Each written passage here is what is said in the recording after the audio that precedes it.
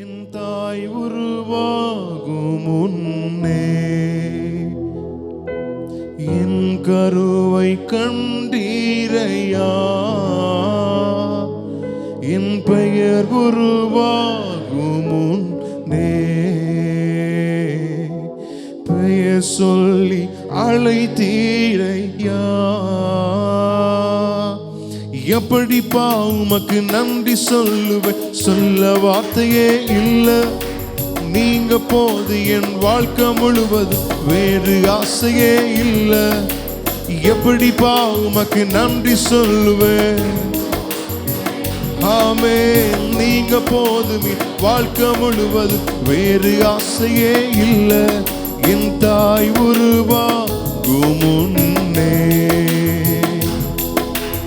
என் கருவை கண்டீரையா, என் பெயர் உருவாகும் முன்னே பெயர் சொல்லி அழைத்தீரே. என் தாய் உருவாகும், என் தாய் உருவாகும் முன்னே என் கருவை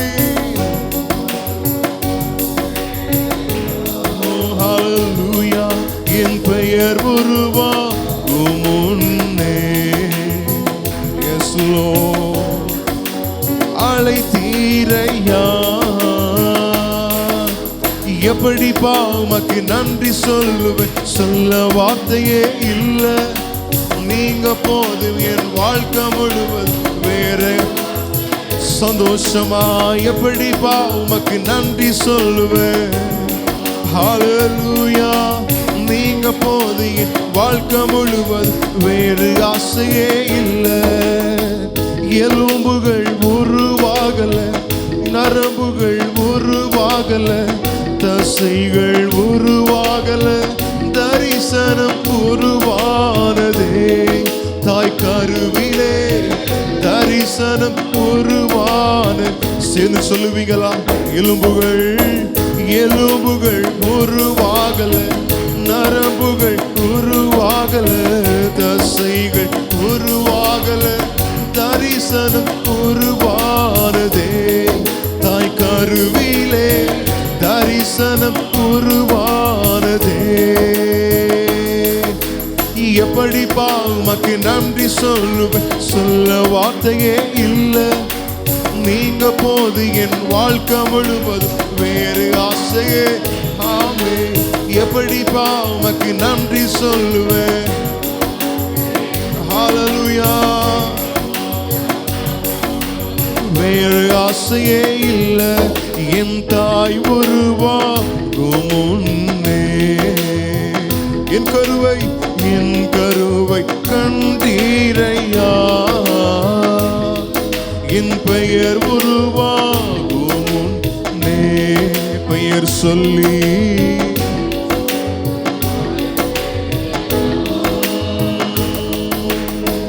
அழியாமல் அணைத்து கொண்டி, கலையாமல் காத்து கொண்டி, குறைவின்றி பிறக்க செய்தி பத்திரமா என்னை சுமந்தீரே. தாய் கருவிலே பத்திரமா என்னை சுமந்தீரே. செய்து பாடுவோமா? அழியாமல் அணைத்து கொண்டி, கலையாமல் காத்து கொண்டி, குறைவின்றி பிறக்க செய்தி பத்திரமா என்னை சுமந்தீரே. தாய் கருவிலே பத்திரமா என்னை சுமந்தி. இணைந்து சொல்லுவோம்.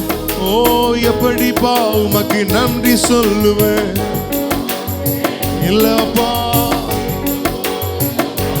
சொல்ல வார்த்தையே இல்லை ஆண்டவரே.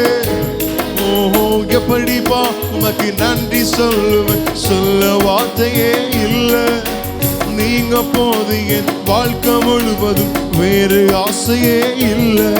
என் தாய் உருவாகும் முன்னே என் கருவை கண்டீரையா, என் பெயர் உருவாகும் முன். அவர் நம்மளை பெயர் சொல்லி அழைத்தவர். தாய் உருவாகும் முன்னே, என் தாய் உருவாகும் முன்னே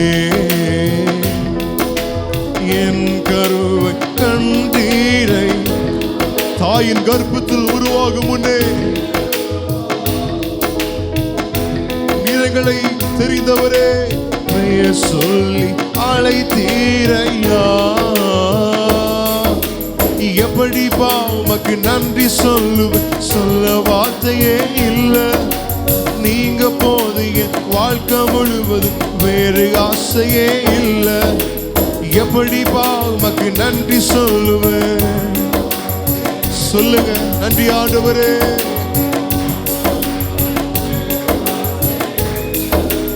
எப்படிப்பா உமக்கு நன்றி சொல்லுவேன், சொல்ல வார்த்தையே இல்லை. நீங்க போதும் வாழ்க்கை முழுவதும் வேறு ஆசையே இல்லை. எப்படிப்பா உமக்கு நன்றி சொல்லுவேன், சொல்ல வார்த்தையே இல்லை. நீங்க போது என் வாழ்க்கை முழுவதும் வேறு ஆசையே இல்லை.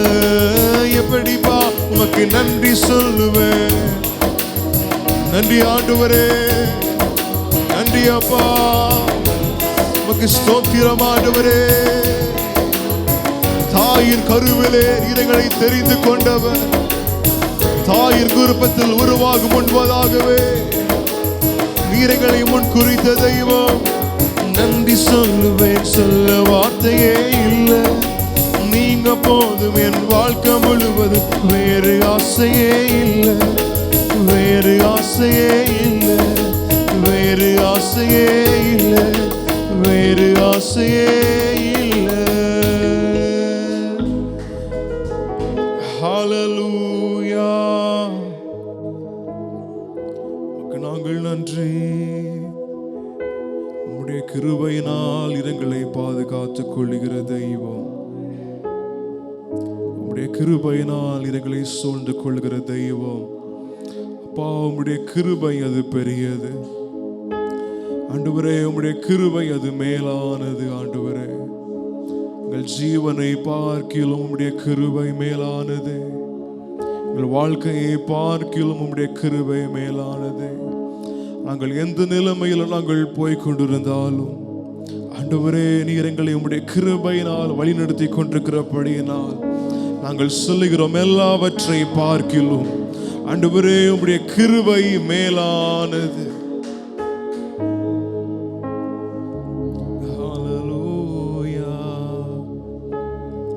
தாங்கி நடத்தும் கிருபை இது, தாழ்வில் நினைத்த கிருபை. தாங்கி நடத்தும் கிருபை, தாழ்வில் தாழ்வில்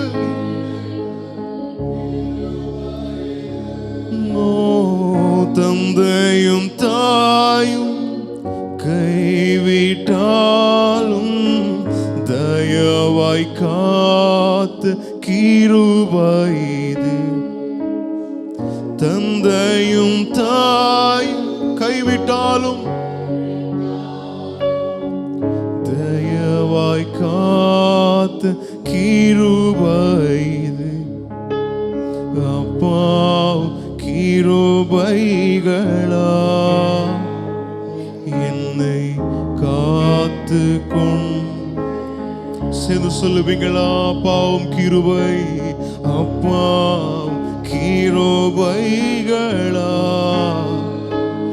என்னை அணைத்து கொண்டீரே.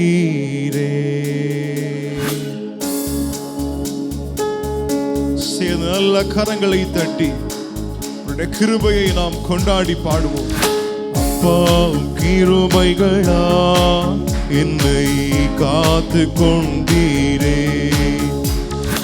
அப்பாவும் கிருபைகளா என்னை அணைத்து கொண்டீரே. அப்பாவும் கிருபைகளா என்னை காத்து கொண்டீரே. அப்பாவும் கிருபைகளா என்னை அணைத்து கொண்டீரே. தாங்கி நடத்தும் கிருபை இது, தாழ்வில் நினைத்த கிருபை. சேர்ந்து சொல்லுவோமா? தாங்கி நடத்தும் கிருபை. Yes Lord. தந்தையும் தாயும் கைவிட்டாலும் தயவாய் காத்த கிருபை இது. தந்தையும் தாயும் கைவிட்டாலும் தயவாய் காத்த சொல்லுவோம் அப்பா கிருபைகளா என்னை காத்து கொண்டே, எங்களை காத்து கொண்டவரே, எங்களை நீர் அணைத்துக் கொண்டீரே. அப்பா அப்பா கிருபைகளா என்னை காத்து கொண்டீரே. அப்பா கிருபைகளா என்னை அணைத்துக் கொண்டீரே. வியாதியின் நேரத்தில் காத்த கிருபை, விடுதலை கொடுத்த தேவ கிருபை. வியாதியின் நேரத்தில் பலவீனத்திலே பலனாய் வருகிறவர். சூழ்நிலைகள் மாறினாலும் மாறாமல் காத்திட்ட தேவ கிருபை. சூழ்நிலைகள் மாறினாலும் மாறாமல் காத்திட்டும் தேவ கிருபை. அப்பாவும் கிருபைகளா என்னை காத்து கொண்டே. சுலோமா அப்பாவும் கிருபைகளா அணைத்துக் கொண்டீரே. அப்பாவும் கிருபைகளா பக்தர்கள் சொல்லியிருக்கிறார்களே, உம்முடைய கிருபை எனக்கு போதும் ஆண்டவரே. Yes Lord, we believe your grace is sufficient for us. கஷ்டத்தின் நேரத்தில் காத்த கிருபை, கண்ணீரை மாற்றின தேவ கிருபை. கஷ்டத்தின் நேரத்தில் காத்த கிருபை, கண்ணீரை மாற்றின தேவ கிருபை. தடைகள் யாவையும் உடைத்து எறிந்து வெற்றியை தந்திட்ட தேவ கிருபை.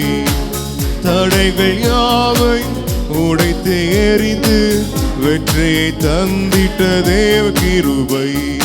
அப்பா கிருபைகளா என்னை காத்து கொண்டீரே. அப்பா கிருபைகளா என்னை சேர்ந்து பாடுவோம். அப்பா கிருபைகளா என்னை காத்து கொண்டீரே. ஓ அப்பா ஹல்லேலூயா. அப்பா கிருபைகளா என்னை காத்து கொண்டீரே.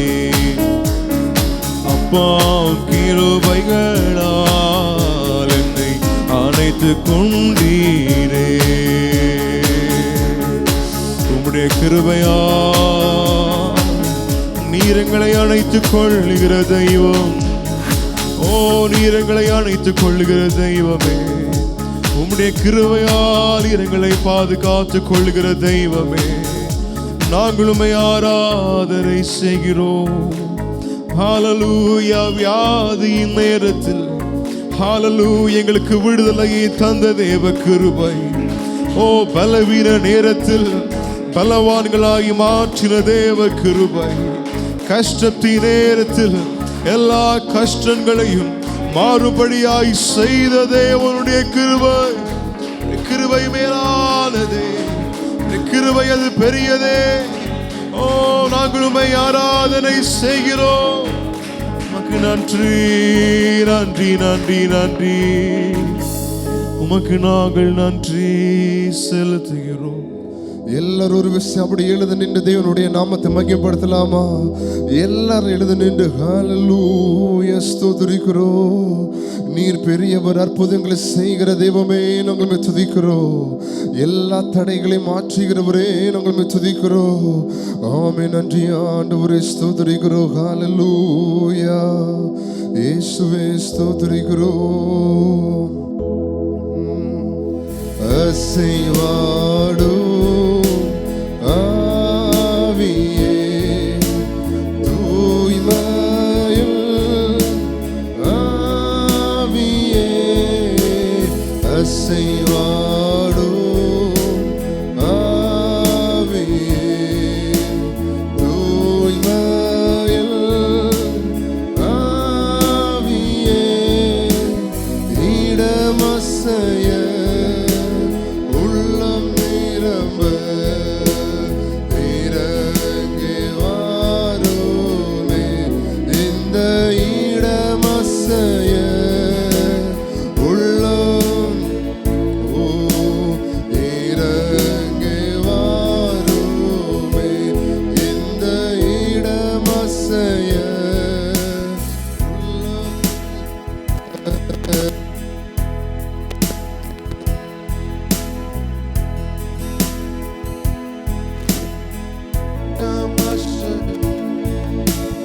உள்ளம் நிரம்ப இறங்கி வா. கரங்களை மட்டும் மேல உயர்த்தி எங்கள் இடமாசைய எங்கள் உள்ளம் நிரம்ப இறங்கி வா. இந்த மாலை நேரத்தில் எங்களை மத்தியில கடந்து வாரும். எங்கள் இடம் நொறுக்கப்பட்ட இருதயங்கள் சேர்க்கப்படட்டும் அப்பா. வியாதிகள் மாறட்டும். இறங்கி வா. கடைசியா ஒரு முறை மட்டும் 2 கரங்களை மேல உயர்த்தி ஆராதனை 2 கரங்களை அப்படியே மேல உயர்த்தி சொல்லுங்க. தேவனுடைய பிரசன்னம் இந்த இடம் முழுவதும் ஆட்கொள்ள போகிறது. வாய்களை திறந்து ஆராதனை ஆராதனை ஆராதனை. சத்தத்தை உயர்த்தி ஆராதனை. நல்ல பிதாவே, நீர் அசைவாடும் அப்பா. எங்கள் ஏக்கங்களை அறிந்திருக்கிற தேவன் நீர் ஒருவர் மாத்திரமே. ஆராதனை. சர்வ வல்லமை உள்ள தேவன் அவர், கிருபை உள்ள தேவன் அவர். நம்ம தலைகளை தாழ்த்தி தேவனுடைய சமூகத்தை நோக்கி பார்ப்போம். நேசிக்க நல்ல தகப்பனே, இந்த வியாழக்கிழமை இந்த ஆராதனை நேரத்தில் ஆரம்பம் முதல் till this time உம்முடைய பிரசன்னம் எங்களோடு கூட அசைவாடி கொண்டிருப்பதற்காக நன்றியோடுமே நாங்கள் துதிக்கிற தகப்பனே. நீர் எங்கள் வாழ்க்கையில் எத்தனையோ நன்மைகளை செய்திருக்கிறீர். நாங்கள் சொல்ல முடியாத நன்மைகளுடைய வாழ்க்கையில செய்திருக்கிறீர் அப்பா. உம்முடைய கிருபை எத்தனை பெரியது. கடைசியா ஒரு முறை உள்ளத்தின் ஆழத்திலிருந்து ஒரே ஒரு வார்த்தையை சொல்ல போகிறோம். நீர் எங்களை கரம் பிடித்து நடத்துகிற தேவன் அப்பா. கரம் பிடித்து நடத்துவா கண்மாலை மேல். Thank you Father. கரம் பிடித்து நடத்துவா கண்மா. முடிந்தவங்க மட்டும் உங்க வலது கரங்களை மேல உயர்த்தி ஹalleluya ஹalleluya ஹalleluya. இயேசுவே நீ நல்லவர். ஹalleluya ஹalleluya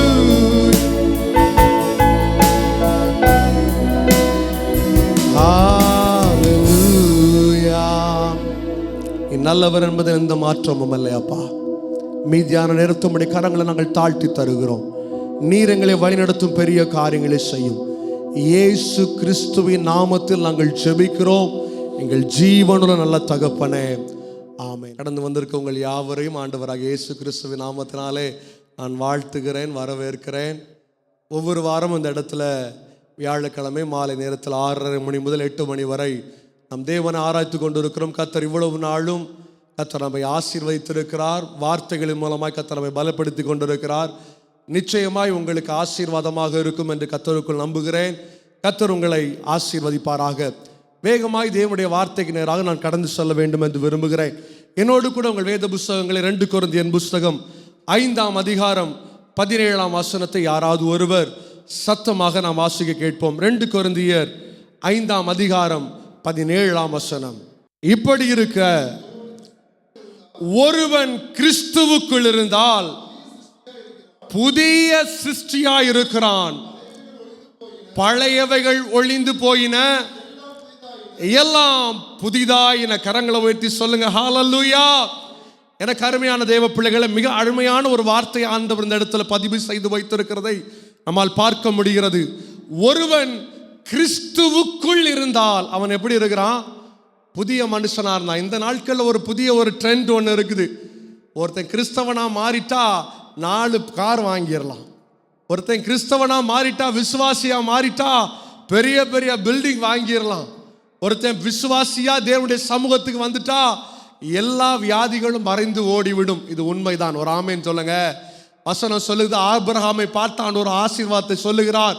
நான் உன்னை கடல் கரை மண்ணை போலவும் நீ எண்ண முடியாத நட்சத்திரங்களைப் போலவும் நான் உன்னை ஆசீர்வதிப்பேன். வாக்குத்தத்தம் நம்ம மேல இருக்குது. வாக்குத்தத்தத்தை ஆண்டவர் நம்ம தலைகள் மேல வைத்திருக்கிறார், குடும்பத்தின் மேல வைத்திருக்கிறார், நம்ம வாழ்க்கையின் மேல நம்ம வைத்திருக்கிறார். ஆனால் வசனம் சொல்லியிருக்கிறது, ஒருவன் கிறிஸ்துவுக்குள் இருந்தால் 4 காரை வாங்குவான்னு ஆண்டவர் எழுதல. ஒரு ஆமேன்னு சொல்லுங்க, சத்தமா சொல்லுங்க ஹல்லேலூயா. ஒருத்தன் கிறிஸ்தவனா மாறிட்டா 4 கார் வாங்கிடுவான், 4 பங்களா வாங்கிடுவான், பெரிய பெரிய இடத்துல வேலை பார்ப்பான் என்று ஆண்டவர் சொல்லவில்லை. He will become a new creature, new human என்று எழுதப்பட்டிருக்கிறது. புதிய மனுஷனாக ஒரு மனிதன் மாற்றப்படுகிறான். ஹல்லேலூயா. ஆலயத்திற்குள்ள வர்றதுக்கு முன்னாடி ஒரு மனுஷனுடைய வாழ்க்கை எப்படி வேண்டுமானாலும் இருக்கலாம். ஆசீர்வாதம் குறைவுபட்டு போயிருக்கலாம், வாழ்க்கையில பலவிதமான காரியங்கள் நம்முடைய வாழ்க்கையில போராட்டங்களை கொடுத்து கொண்டு இருக்கலாம். ஆனா ஆண்டவர் சொல்றாரு, உன்னை ஒரு புதிய சிருஷ்டியாய் மாற்ற ஆண்டவர் வல்லமை உள்ள தேவனாக இருக்கிறார். எதிர்பார்க்காத அற்புதங்களை செய்கிற தேவனாக இருக்கிறார். நம்ம நினைச்சு கூட பார்க்க முடியாது, இது நம்முடைய வாழ்க்கையில நடக்குமா, இந்த காரியங்கள் என்னுடைய வாழ்க்கையில மாறுதலாக முடியுமா. உலகம் உங்களை பார்த்து ஏளனமாய் சிரித்து கொண்டிருக்கலாம். உலகம் உங்களை பார்த்து எத்தனையோ கேள்விகளை கேட்கலாம். என்னுடைய வாழ்க்கையில கேட்காத கேள்வியே இல்லை. எத்தனையோ மனிதர்கள் என்னை பார்த்து கேட்டிருக்கிறாங்க, நீலாம் ஊழியத்துக்கு வந்துட்டியா? ஒரு ஆமேன்னு சொல்லுங்க. ஏன்னா என்னுடைய பழைய வாழ்க்கையை குறித்து மக்கள் பார்த்து கேட்கிற ஒரு கேள்வி, நீலாம் ஊழியத்துக்கு வந்துட்டியா? நீ எப்படி ஊழியத்துக்கு வந்த? நீ ஆண்டவருடைய ஊழியத்தை செய்றியா? இதே போல கேள்விகள், எத்தனையோ கேள்விகள் ஜனங்கள் நம்மளை பார்த்து கேட்கலாம். ஆனா ஆண்டவர் உங்களை பார்த்து சொல்றாரு, உன்னை புதிய சிருஷ்டியாய் மாற்ற போகிறேன். பழைய வாழ்க்கை மறைந்து போக போகிறது. ஏளனமாய் பார்த்த வாழ்க்கை, பரியாசம் பண்ணப்பட்ட வாழ்க்கை, ஏளனமாய் கேள்வி கேட்கப்பட்ட வாழ்க்கையை ஆண்டவர் மாற்றி உங்களை புதிய சிருஷ்டியாய் தேவன் மாற்ற வேண்டும் என்று விரும்புகிறார். ஆமென் சொல்லுங்க ஹல்லேலூயா. இந்த மாலை நேரத்தில் 3 காரியத்தை உங்கள் மத்தியில் வேகமாய் எடுத்து வைக்க வேண்டும் என்று விரும்புகிறேன். ஆண்டவர் ஒரு விசுவாசிக்குள்ளே, தேவனை அறிந்த ஒரு பிள்ளைக்குள்ள ஆண்டவர் வருவாரே ஆனால் பங்களா கிடைக்கும், காரு கிடைக்கும், எல்லாம் ஓகே தான். அதை விடவும் 3 விதமான ஆசீர்வாதங்கள் ஆண்டவர் நமக்கு கொடுக்கிறார். அந்த ஆசீர்வாதங்கள் வேத புஸ்தகத்தில் ரொம்ப அழகாக எழுதப்பட்டிருக்கிறது. என்னோடு கூட உங்கள் வேத புஸ்தகத்தை எசேக்கியேல் 11ஆம் அதிகாரம் 19ஆம் வசனத்துக்கு நேராக திருப்பிக் கொள்ளுங்கள். ஏக இருதயத்தை தந்து அவர்கள் உள்ளத்தில் புதிய ஆவியை கொடுக்கிற தேவனாக இருக்கிறார். நல்ல கவனிங்க. எசேக்கியேல் தீர்க்கதரிசி கிறிஸ்து பிறப்பதற்கு முன்பதாக 567ஆம் ஆண்டிலே சிறைப்படுத்தப்பட்டு, நேபுகாத்நேச்சாராலே சிறைப்படுத்தப்பட்டு அவர் கொண்டு போகப்படுகிறார். அப்பொழுது ஒரு தீர்க்க தரிசனத்தை சொல்றார். இஸ்ரவேலே, எருசலேம் தேவ ஆலயத்தை குறித்து தீர்க்க தரிசனத்தை சொல்றாரு. இந்த நாட்களில் தீர்க்க தரிசனத்தை கேட்டால் இவ்விதமாக இருக்கிறது. நான் குறை சொல்லும்படியாக வரவில்லை, நான் தவறு என்று சொல்லும்படியாக நான் இந்த இடத்துல வரவில்லை.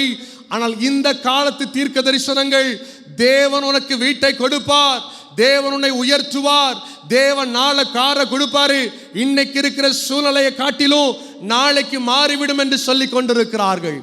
ஆனால் பழைய ஏற்பாட்டின் காலத்துல எசேக்கியேல் தீர்க்கதரிசி ஒரு தீர்க்க தரிசனத்தை சொல்றாரு. நீ தேவனுக்கு பிரியமில்லாமல் வாழ்வேயானால் நாசமா போயிரும் அப்படிங்கிறாரு.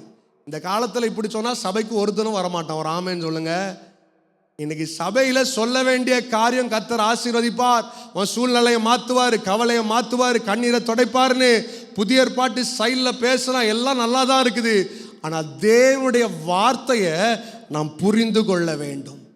தேவனுடைய வார்த்தையை நாம் தெளிவாக அறிந்து கொள்ள வேண்டும். எசேக்கியேல் தீர்க்கதரிசி மிக தெளிவாக முதல்ல ஒரு காரியத்தை எடுத்து வைக்கிறார். தேவன் உனக்குள்ளே வரும் பொழுது அவர் கொடுக்கிற ஒரு முதல் அனுபவம் வெளிப்பிரகாரமான மாற்றத்தை சொல்லவில்லை, இருதயத்தில் ஒரு மாற்றம் ஏற்படும். அல்லேலூயா. புதிய வாழ்க்கைனா பெரிய பெரிய ஆசீர்வாதத்தை குறித்தோ பெரிய பெரிய செல்வங்களை குறித்தோ எசேக்கியேல் தீர்க்கதரிசி சொல்லவில்லை.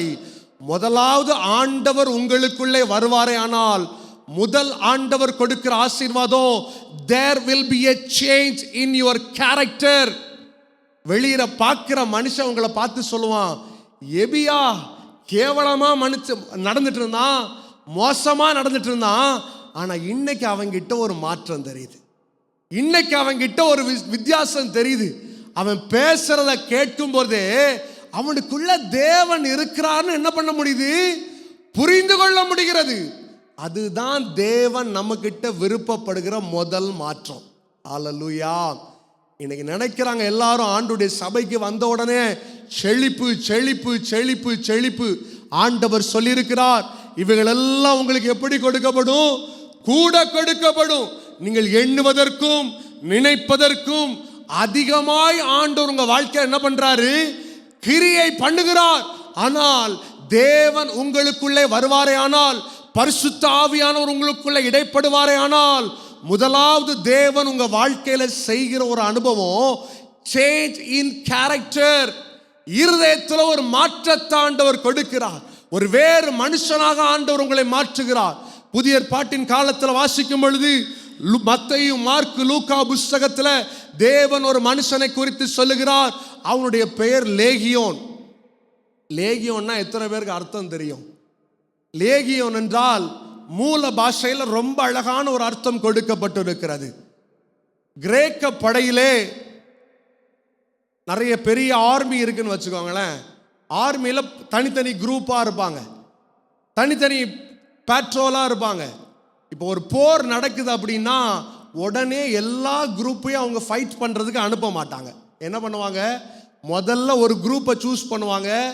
பயங்கர ஃபோர்ஸ், யார் நல்லா பக்காவாக ரெடியாக இருக்கிறாங்களோ அவர்களை சூஸ் பண்ணுவாங்க. அவங்கள தான் என்ன பண்ணுவாங்க, ஃபர்ஸ்ட் அனுப்புவாங்க. அவங்களுக்கு அடுத்து ஒவ்வொரு லெவலாக வைத்திருப்பார்கள். அதே போல கிரேக்க படையிலே யுத்தம் செய்வதற்காக முதலாவது இருக்கிற ஆயிரக்கணக்கான ஜனங்களை லேகியோன் என்று அழைத்தார்கள். நீங்க வசனத்தில் வாசிக்கும் பொழுது ஆண்டவர் கேட்பார், லேகியோன் நீ யாருன்னு கேட்கும் போது லேகியோன் ஒரு வார்த்தையை சொல்லுவான், நான் தனி ஆள் இல்ல, நான் எப்படி இருக்கிறேன், கூட்டமாக இருக்கிறேன். லேகியோன் என்பது சாதாரண ஒரு போராட்டம் இல்ல.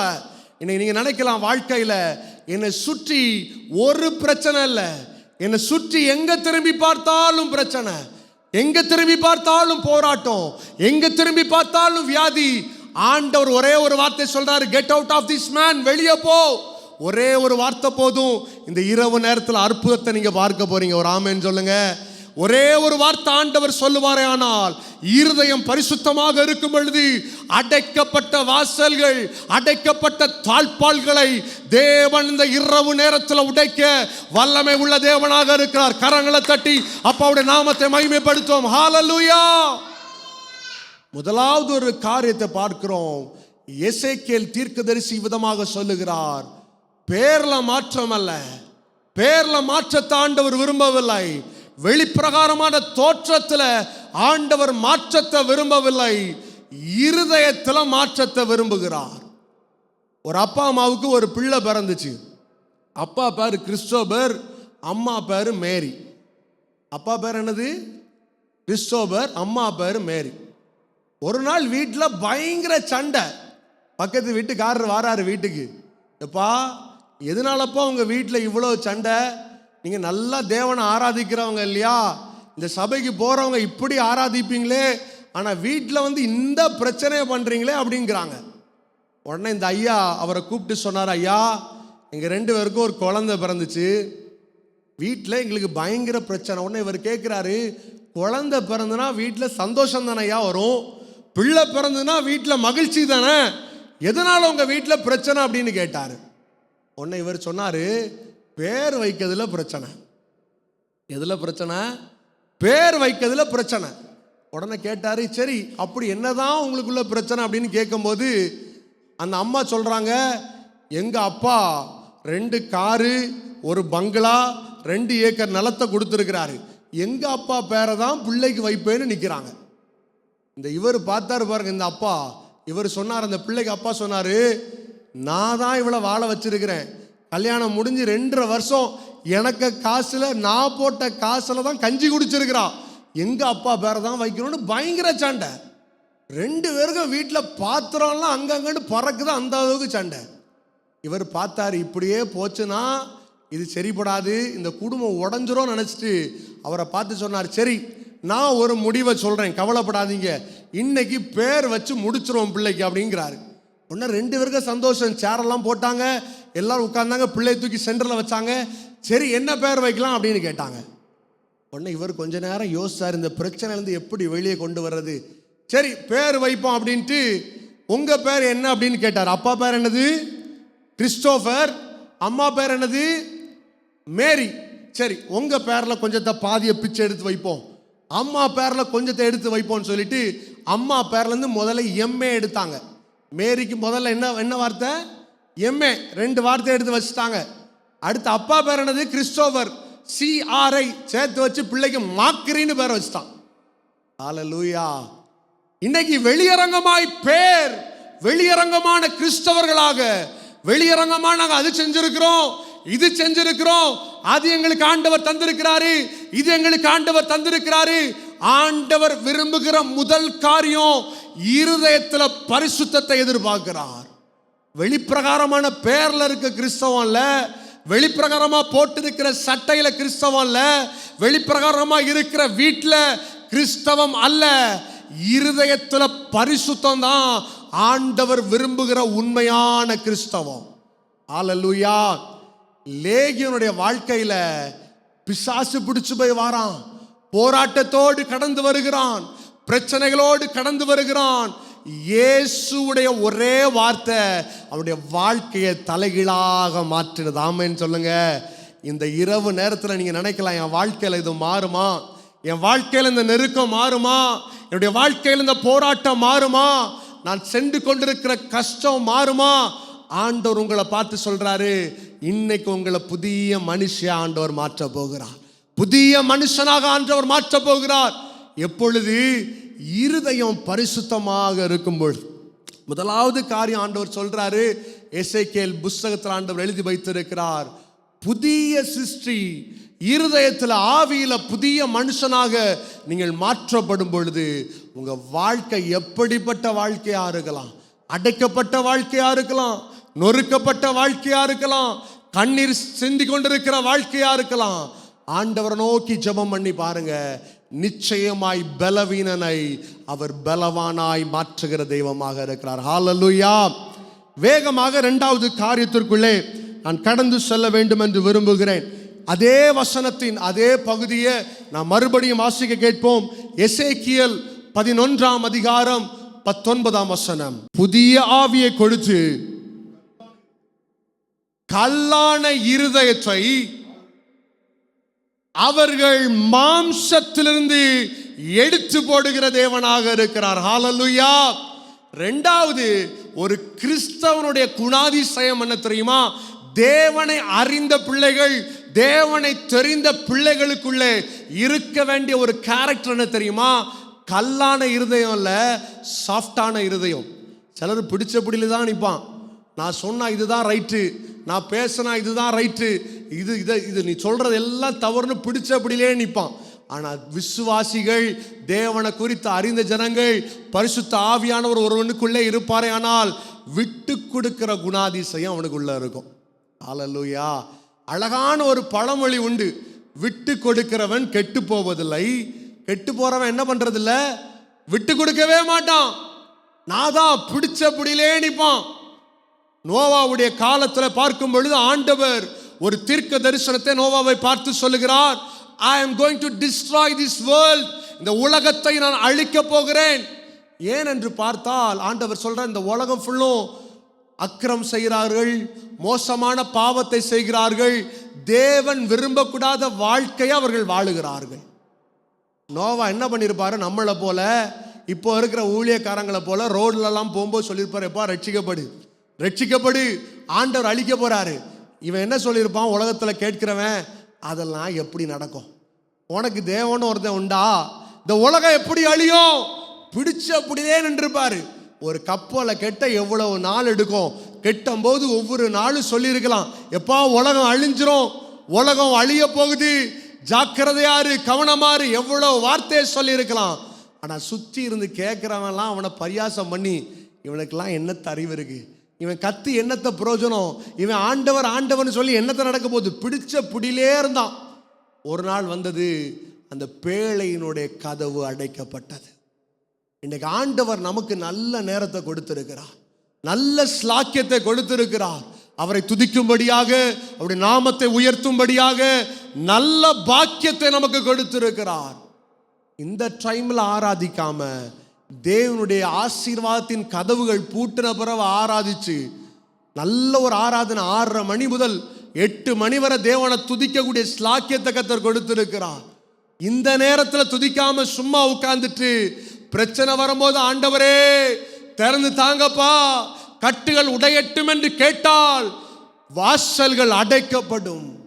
ஆண்டவர் வைராக்கியம் உள்ள தேவன். வசனம் ரொம்ப அழகா எழுதப்பட்டிருக்கிறது. ஆண்டவர் சாதாரண தேவன் அல்ல, இங்கிலீஷ்ல சொல்லப்பட்டிருக்கிறது he is a jealous God என்று எழுதப்பட்டிருக்கிறது. வைராக்கியம் உள்ள தேவன். உங்களை என்னையும் படைத்த தேவன். நமக்கே வைராக்கியம் எவ்வளோ இருக்கும்னா, நானே ஆண்டவரை பார்த்து கேட்டிருக்கிறேன், நீர் எனக்கு இதை செய்யலைன்னா நான் ஊழியமே செய்ய மாட்டேன்னு கேட்டிருக்கிறேன். ஆனால் நமக்கே அவ்வளோ வைராக்கியம் இருக்கும்னா, ஆண்டவருக்கு நம்ம மேலே எவ்வளோ வைராக்கியம் இருக்கும். ஆண்டவர் சொல்றாரு, கொஞ்சம் விட்டு கொடுத்து பாரு, கொஞ்சம் இருதயத்தை ஓப்பன் பண்ணு, கொஞ்சம் இருதயத்தில் ஆண்டவரை நோக்கி துதித்து பார், கொஞ்சம் இருதயத்தை ஓப்பன் பண்ணி ஆண்டவரே என் வாழ்க்கையை மாற்றும் என்று கேட்டுப்பார். நிச்சயமா சொல்றேன், ஆண்டவர் உங்க வாழ்க்கையில ஒரு வித்தியாசத்தை கொடுக்க வல்லமை உள்ள தேவனாக இருக்கிறார். ஒரு மாற்றத்தை கொடுக்க வல்லமை உள்ள தேவனாக இருக்கிறார். ஒரு சர்ச்சில் ஒரு ஹஸ்பண்ட் அண்ட் ஒய்ஃப் இருந்தாங்க. நல்லா கவனிங்க. நல்ல சபையில் நல்லா ஆராதிப்பாங்க, நல்லா ஆண்டவரை துதிப்பாங்க, நல்லா பாடுவாங்க, நல்ல ஆவிக்குரிய வாழ்க்கையில் நல்லா வாழ்ந்து கொண்டு இருக்கிறார்கள். ஆனால் புருஷன் ஒரே ஒரு குறைய சொல்லுவார், என் மனைவி வான்னு சொன்னா போவா, போன்னு சொன்னா வருவா. ஒரு ஆமேன்னு சொல்லுங்க. போன்னு சொன்னா என்ன பண்ணுவா, சர்ச்சுக்கு போன்னு சொன்னா போக மாட்டா. சர்ச்சுக்கு போகாதன்னா ஓடி சர்ச்சுக்கு போவா. அவ்வளோ நல்ல மனைவி ஆண்டவர் அவனுக்கு கொடுத்துருக்கிறார். ஒரு நாள் திடீர்னு அந்த மனைவி இறந்து போயிட்டாங்க. பாவம், அவருக்கு ரொம்ப கஷ்டம். சரி நினைச்சார், ஆண்டவர் எனக்கு ஒரு முள்ளை கொடுத்தாரு, முள்ளை எடுத்துட்டாருன்னு சொல்லிட்டு தூக்கி தூரம் எறிஞ்சிட்டு போயிட்டார். ஒரு 2-3 மாதம் கழிச்சு பாஸ்டர் திடீர்னு ஃபோன் பண்றாரு இந்த விசுவாசிக்கு, அப்பா நீ வேகமா சர்ச்சுக்கு வா அப்படின்ட்டு கூப்பிடுறாரு. இவரும் வேகமா பாஸ்டர் கூப்பிட்டுருக்கிறாரே, இவ்வளவு நாளும் நம்மளை கூப்பிட்டது இல்லையே, திடீர்னு கூப்பிட்டுருக்கிறாரே, போவோம் அப்படின்ட்டு கிளம்பி போறார். கிளம்பி போனா பாஸ்டர் வீடு பக்கத்தில் இருக்கு, சர்ச் அந்த பக்கம் இருக்கு. வீட்டில் உட்கார வச்சுட்டு சொல்றாரு, வேற யாரும் வரல, உன் மனைவி தான் பேயா ஒரு மனுஷருக்குள்ள வந்திருக்கிறா, பயங்கரமா போக மாட்டேன்னு நிற்கிறா, அவளை எப்படியாவது வந்து பேசி விரட்டி விட்டுரு அப்படின்னாரு. இந்த மனுஷன் வந்தாரு, வந்துட்டு கேட்டார், யாருமா நீ? அது ரொம்ப அழகா சொல்லிச்சு, நான் தான் உன் மனைவி செல்வி அப்படின்ச்சு. இவர் வந்தவர் அதை பார்த்து சொன்னாரு, பெயிரு, இந்த சகோதரியை விட்டு பெயிரு, வெளியே போங்கிறாரு. இல்லை நான் போக மாட்டேன், பிடிச்ச அப்படியில நிற்குது. இவர் ஒரு 1 மணி நேரம் ட்ரை பண்ணி பார்த்தாரு, 2 மணி நேரம் ட்ரை பண்ணி பார்த்தாரு, டயர்டாகி வீட்டுக்கே போயிட்டாரு. பாஸ்டர் மறுபடியும் ஃபோன் பண்ண, ஐயா உன் மனைவி இந்த ஆளை விட்டு வெளியே போக மாட்டேங்கிறா, எப்படியாவது வந்து எங்களை காப்பாற்றி விடு அப்படின்ட்டு மறுபடியும் கூப்பிடுறாரு. இவர் போறாரு, சர்ச்சுக்கு போறாரு. இந்த அம்மா உட்காந்து பயங்கரமா ஜோமிட்டு இருக்கிறாங்க, பயங்கரமா வைராக்கியமா ஆடிட்டு இருக்குது. போகவே மாட்டேன்னு ஒரு பிடிச்ச பிடியில நிற்குது. இவருக்கு அப்பந்தான் ஒரு யோசனை வந்துச்சு, என் மனைவிக்குள்ள ஒரு டிஃப்ரெண்ட் கேரக்டர் ஒன்று உண்டு. என்ன கேரக்டர்? போன்னு சொன்னா போக மாட்டா, போகாதன்னு சொன்னா போயிருவா. இவளா இல்லையான்னு பாப்போன்ட்டு கிட்ட போய் சொல்றாரு, எஸ் செல்வி போவாதன்னு சொன்னாரு பாருங்க, பொட்டுன்னு போயிட்டு. அவர் சொன்னாரு, செத்த பிறவும் இப்படியே தான் இருக்கிறாரு, உயிரோட இருக்கும் போதுதான் இப்படி இருந்தான்னு நினைச்சேன், ஆனா செத்த பிறவும் ஆவியா வந்து இப்படி பாடாப்படுத்துறாளே.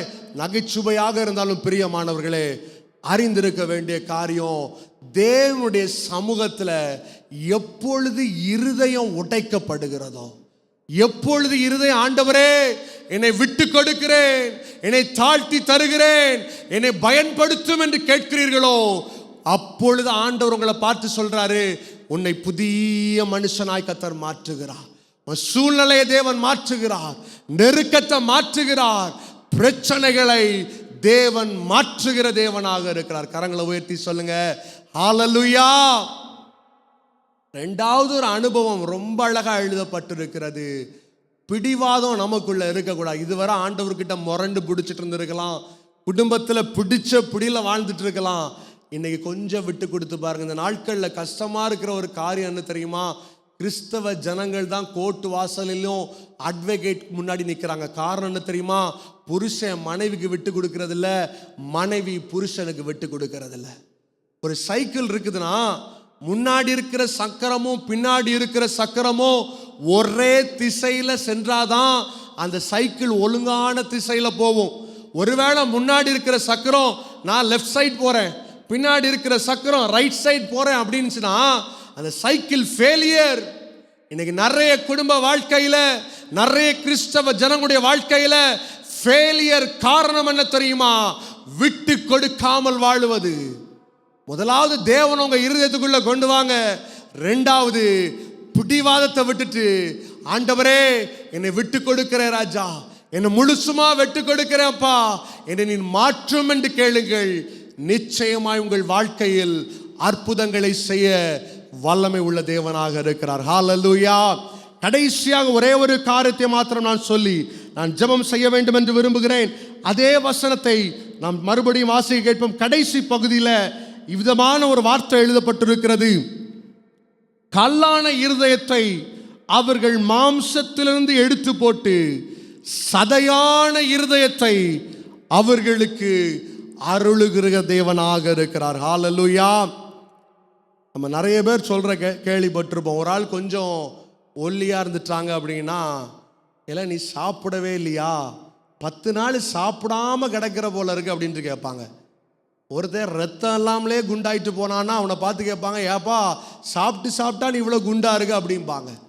ஆண்டவர் சொல்றாரு, திருப்தியாய் நம்மை நடத்துகிற தேவனாக இருக்கிறார். எப்பொழுது பரிசுத்த ஆவியானவர் உங்களுக்குள்ளே வருகிறாரோ, அவர் எப்படிப்பட்ட இருதயத்தை கொடுக்கிறாரு? ஒல்லியான இருதயத்தை ஆண்டவர் கொடுக்கல, வெறுமையான இருதயத்தை ஆண்டவர் கொடுக்கல, வேஸ்டான இருதயத்தை ஆண்டவர் கொடுக்கல, செழிப்பான இருதயத்தை ஆண்டவர் கொடுக்கிறார். ஹல்லேலூயா.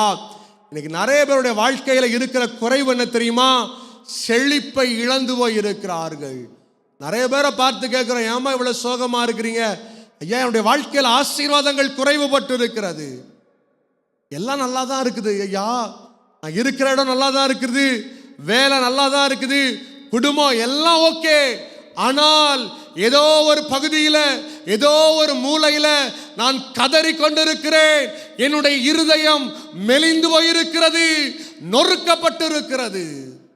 பரிசுத்த ஆவியானவர் வருவாரே ஆனால் மூன்றாவது அவர் கொடுக்கிற ரொம்ப அழகான ஒரு ஆசீர்வாதம், செழிப்பை உங்க வாழ்க்கையில கொடுக்கிறாரு, மகிழ்ச்சியை உங்க வாழ்க்கையில கொடுக்கிறாரு, சமாதானத்தை உங்க வாழ்க்கையில கொடுக்கிறாரு, துக்கத்தை அவர் சந்தோஷமாக மாற்றுகிற தேவனாக இருக்கிறார். ஹல்லேலூயா.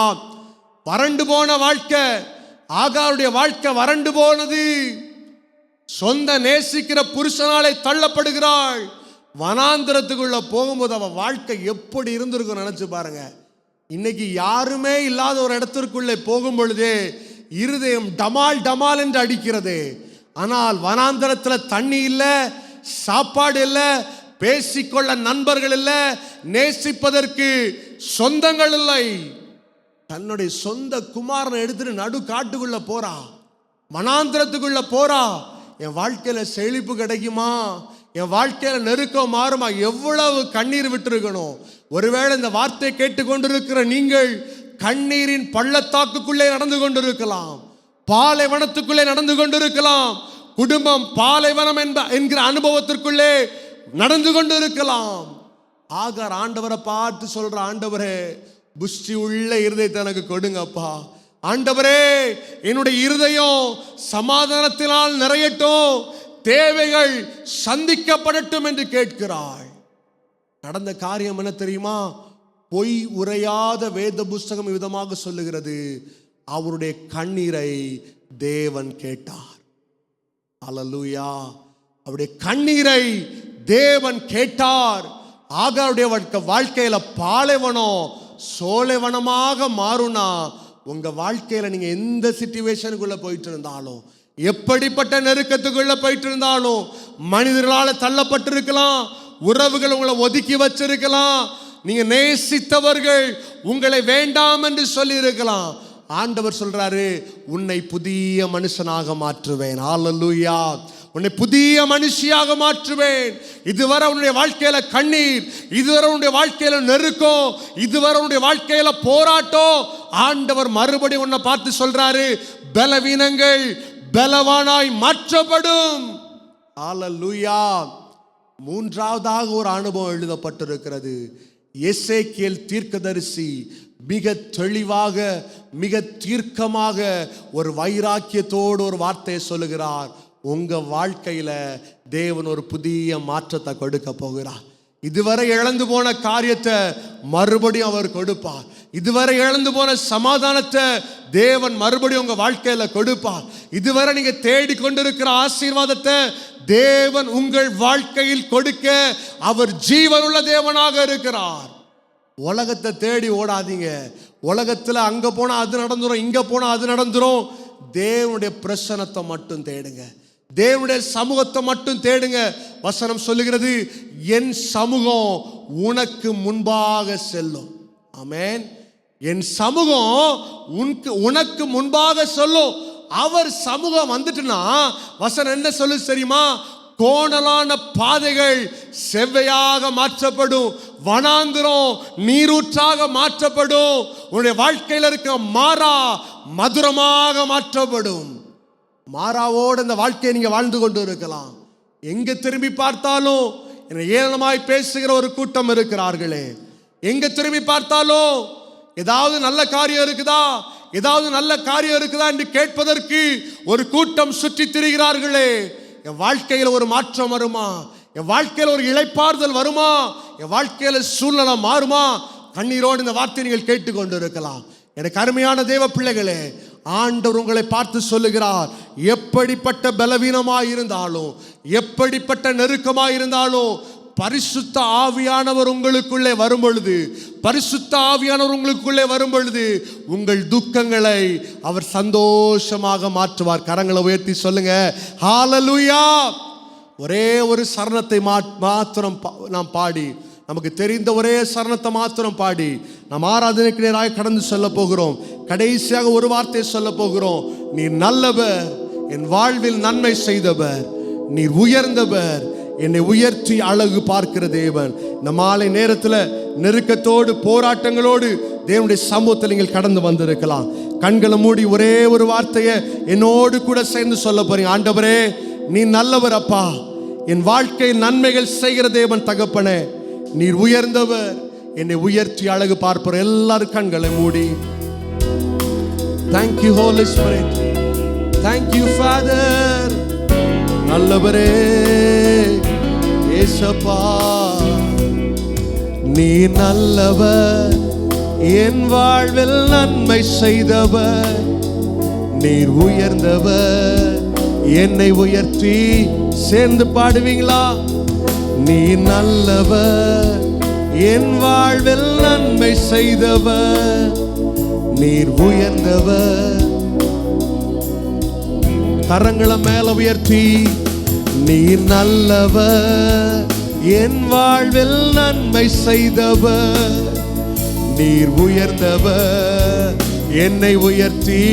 நல்ல வாய்களை திறந்து, நீ நல்லவர், என் வாழ்வில் நன்மை செய்தவர், நீர் உயர்ந்தவர், என்னை உயர்த்தி அழகு பார்ப்பவர். என கருமையான தேவ பிள்ளைகளே, அந்நாளை போல் தள்ளப்பட்ட அனுபவத்தில் நான் வாழ்ந்து கொண்டிருக்கிறேன். ஒரு ஆசீர்வாதம் எனக்கு கிடைக்காதா? ஒரு ஆசீர்வாதம் வாழ்க்கையில் கடந்து வராதா என்று எதிர்பார்ப்போடு இந்த வார்த்தை நீங்கள் கேட்டுக்கொண்டிருக்கலாம். இந்த மாலை நேரத்தில், இந்த இரவு நேரத்தில் ஆண்டவர் உங்களை பார்த்து சொல்லுகிறார், உங்களுடைய வாழ்க்கையில் இருக்க துக்கங்களை தேவன் மாற்ற போகிறார். வாழ்க்கையில் இருக்க துயரங்களை தேவன் மாற்ற போகிறார். யாரு கண்களை திறந்து பார்க்க வேண்டாம். நல்ல கண்களை மூடி இருதயத்தின் ஆழத்தில் அப்பாவை பார்த்து சொல்லுங்க, தகப்பனே, பலவீனனாக நாங்கள் கடந்து வந்திருக்கிறோம்ப்பா. இருதயத்தில் உடைக்கப்பட்டவர்களாக கடந்து வந்திருக்கிற தகப்பனே, எங்களை வேறு மனுஷனாக மாற்றும், எங்களை வேறு மனுஷனாக மாற்றும் ராஜா. அந்நாளை போ தனிமையில் தள்ளப்பட்டேன், நீரோ எனக்கு துணையாய் நின்றீர். சேர்ந்து சொல்லுங்க, ஆகாரை போல், ஆகாரை போல் தனிமையில் தள்ளப்பட்டேன், நீரோ எனக்கு. கடைசியா ஒரு முறை சேர்ந்து பாடுவோமா?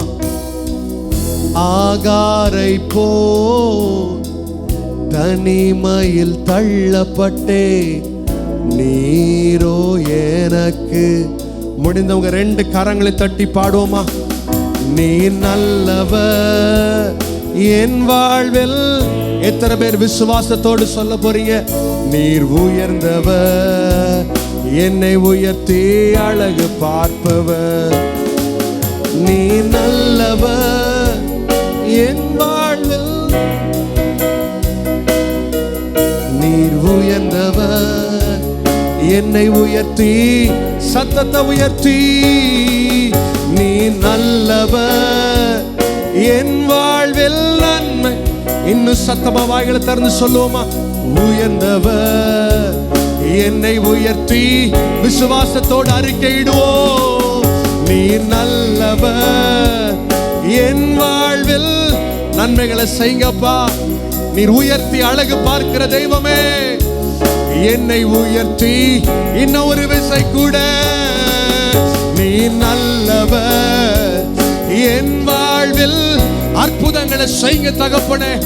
இந்த இரவு நேரத்தில் கூப்பிடுகிற யாவருடைய வாழ்க்கையில ஒரு அற்புதம் நடக்கட்டும்ப்பா. ஏ தேங்க்யூ. நீ நல்லவர் என் வாழ்வில் நன்மையை பெற்றுக்கொள்ள வேண்டும் என்று விரும்புறீங்களா? உள்ளங்களை உடைக்கப்பட்ட ஆண்டவரை பார்த்து சொல்லுங்க, ஆண்டவரை நன்மையை தாங்கப்பா. நீ நல்லவர் என் வாழ்வில் இயேசுவே, நீர் உயர்ந்தவர். நீங்க மட்டும் வாய்களை திறந்து சொல்லுங்க, நீ நல்லவர் என் வாழ்வில், நீர் உயர்ந்தவர், என்னை உயர்த்தி. எங்கெல்லாம் உடைக்கப்பட்டீங்களோ, எங்கெல்லாம் நொறுக்கப்பட்டீங்களோ, ஆண்டவர் உங்களை பார்த்து தீர்க்க தரிசனமாக சொல்லுகிறார். உங்களை குறித்த ஆண்டவர் நோக்கத்தை வைத்திருக்கிறார். உடைக்கப்பட்ட ஸ்தானங்களில், தலைகுனிந்து போன இடங்களில் ஆண்டவர் உங்களை பார்த்து சொல்ற ஒரு வார்த்தை, நான் உன் தலையை நிமிர பண்ணுவேன். 2 கரங்களை தட்டி, 2 கரங்களை சத்தமா தட்டி, எவ்வளவு உற்சாகமா தட்ட முடியுமோ 2 கரங்களை தட்டி அப்போட நாமத்தை மகிமைப்படுத்துவோம். நீ நல்லவர் என் வாழ்வில் நன்மை செய்தவர், நீர் உயர்ந்தவர் என்னை உயர்த்தி. கடைசியா ஒரு முறை சத்தமா சொல்லுங்க, நீ நல்லவர் என் வாழ்வில், நீர் உயர்ந்தவர் என்னை உயர்த்தி அழகு பார்ப்பவர். நேசிக்கிற எங்கள் அன்பின் நல்ல தகப்பனே, ஆண்டவரே, இந்த மாலை இரவு நேரத்தில் உம்மை நோக்கி கூப்பிட தேவனீர் எங்களுக்கு பாராட்டின மேலான கிருபைக்காக நன்றியோடு உம்மை நாங்கள் துதிக்கிறோம் தகப்பனே. கடந்து வந்திருக்கிற ஒவ்வொருவரையும் தேவன் பேர் பேராய் விசேஷமாய் தேவன் ஆசீர்வதிக்கும்படியாக ஜெபிக்கிறோம். பரிசுத்த ஆவி வரும் பொழுது உடைய வாழ்க்கையை மாற்றுகிற தெய்வமாக இருக்கிறேன். வெளியரங்கத்தில் ஒரு மாற்றம் இல்லை அப்பா, இருதயத்தில் ஒரு மாற்றம் கடந்து வரட்டும். அசையாதிருக்கிற போராட்டங்கள் ஆண்டவரே, பிரச்சனையை கொடுத்து கொண்டிருக்கிற வியாதிகள், கட்டுகள், திறக்கப்படாமல் இருக்கிற கதவுகளை என் தேவன் இந்த நேரத்தில் அசைக்கும்படியாக ஜெபிக்கிறோம்.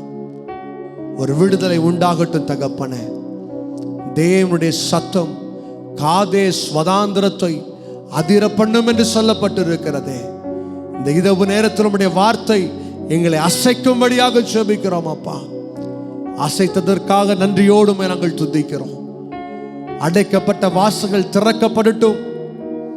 இரும்பு தாழ்பால்களை உடைப்பேன் என்று சொன்ன ஆவியானவர் விசுவாசத்தினால் உடைக்க தேவன் கிருபை செய்யும் என்று ஜெபிக்கிறோம். அப்பா, தாழ்த்தி தருகிறோம்.